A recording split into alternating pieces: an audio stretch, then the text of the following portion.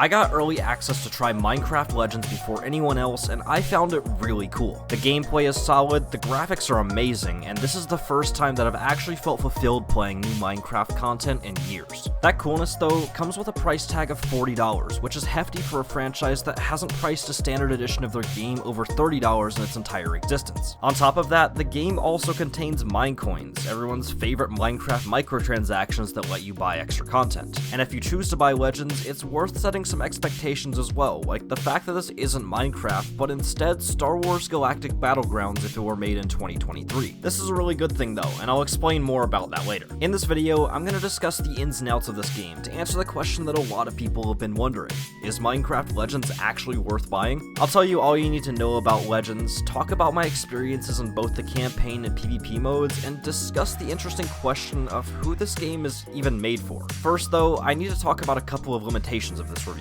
First and foremost, I was given early access by Mojang, which obviously may produce bias in the review. I was given full editorial control to talk about my opinions on Minecraft Legends, but it may be best to check out multiple sources just to get a broader opinion on the game. Secondly, the version of the game that I tried is just early access, which means that the review may not be fully accurate at the time of release or whenever you watch this video. Once again, do your own research to get a full picture on what the game's like when you're watching this. Now, to start off the review, I think this needs to be said once again. Minecraft Legends is not Minecraft. This isn't a bad thing, but if you're going in expecting to play Minecraft 2, you're not going to have any idea what's going on and will probably be let down. You'll probably find that Minecraft Legends is way more comparable to something like Age of Empires or StarCraft, but in 3D with a Minecraft skin on top of it. Like I said in the intro, this isn't a bad thing. I personally grew up playing a game called Star Wars Galactic Battlegrounds, and so I had a base understanding of how the game worked already, and I somewhat knew what I was getting into. Not everyone's played strategy games like this though, and it's once again good to set expectations of this not being a sequel to Minecraft. If you're starting off playing the game and you have no idea what you're doing though, it's not a huge deal. Playing the campaign mode for the first time gives you both a controls tutorial just to get the basic mechanics of the game down, and essentially the first hour of gameplay in the campaign is also just an entire tutorial of the overarching game. I've just realized though that we're almost 2.5 minutes into the video and I haven't even really told you what the game is about.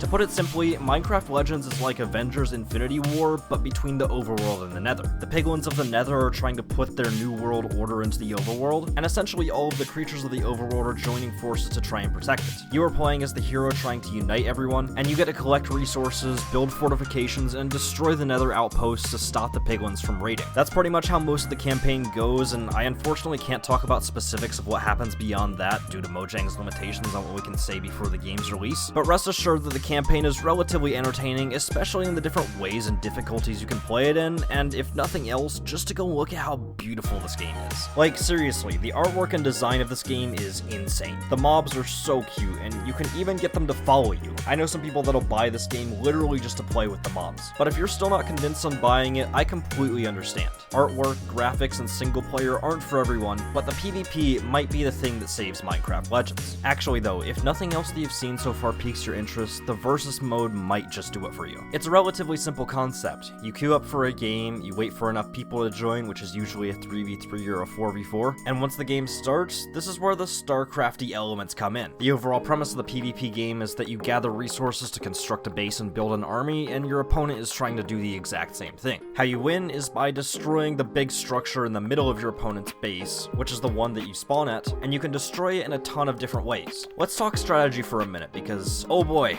there's a lot of it. The first thing that you need to know about the PvP mode is that all of the maps that you'll play on are, in Minecraft's words, procedurally generated. Basically, this means that you'll play on a completely different map every time you load into a PvP match, and the resources aren't equal on each side of the map, which means sometimes you can get hard screwed over and other times you can get really lucky. However, what you do at the start is still fairly standard. Right when you spawn in, you and your team will want to gather resources and scout the area. The only resources you can collect at the beginning are wood and stone, but you can use those resources to buy upgrades so you can collect other resources like coal, iron, redstone, and more. However, to get upgrades, you'll also need prismarine, which you can get from attacking the piglin bases scattered around the map, and to attack those bases, you'll need an army, which you can make with lapis, which you get from killing piglins. Look, I know this sounds convoluted already, and if I'm being honest, that's a really simple way to talk about the the early game progression, but once you play it a few times, I swear it will make sense. Anyways, once you get Prismarine, you can start working on all types of upgrades that will help you do all sorts of stuff, like getting different troops, being able to mine different types of ores, and being able to more heavily fortify your base. Assuming one of the teams doesn't insta-rush the other team's base and kill it off the start, the mid-game of Legends is relatively mundane. Everyone's just gathering resources, fighting piglins, and doing a little bit of scouting of the other team's base, all in preparation for the end game, which at this time is pretty much one singular goal: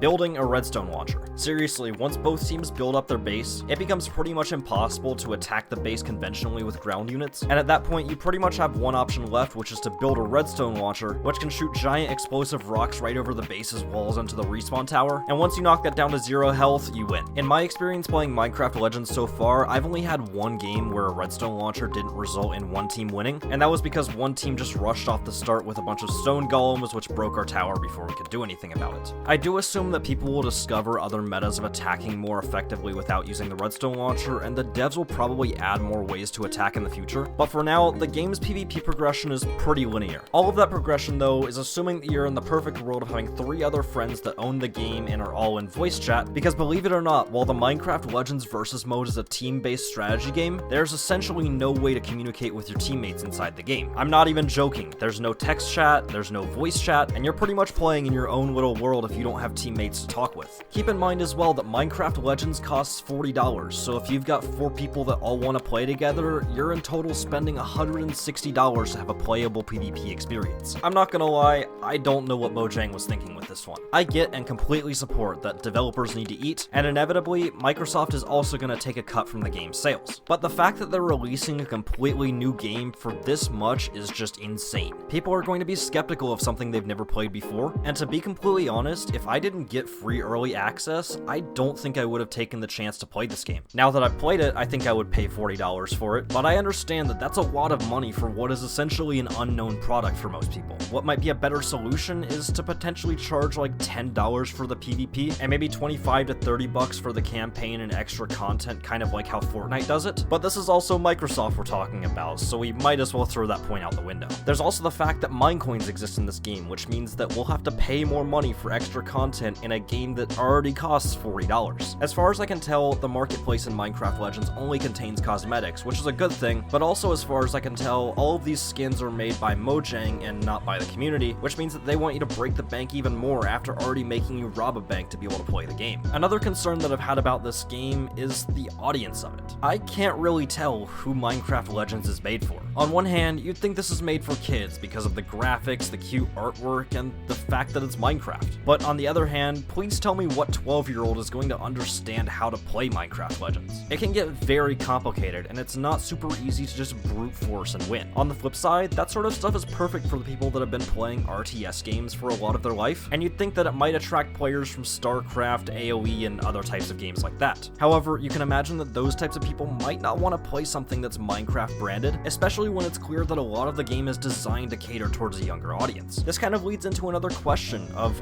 will the game survive over time? Will it have a big enough audience still playing it a year from now? I think that's a little bit hard to say. If the Minecraft Legends team keeps putting in work and adding new things that entice people to play it, and they couple that with some free-to-play weekends or just a price cut across the board, I could see the game doing well and appealing to a wider audience. If it doesn't pan out though, it could just be a waste of $40 that you'll never get back. This kind of brings us back to our overarching question: is Minecraft Legends worth buying? I think if you're willing to take a risk on purchasing the game, and you have some friends that are willing to as well, you'll have a very good experience and will be pleasantly surprised. There's also things like Xbox Game Pass where you can get a cheap 1-month trial and try out the game for a month, and maybe that'll convince you to buy the full thing. If $40 is too much for an unknown product though, I also completely understand. Maybe if you hold out for a while, the price will drop and you'll be able to try it in the future. Either way, that's gonna be it for me today. Tell me about your experiences of Minecraft Legends in the comments, and I will see you guys in the next video.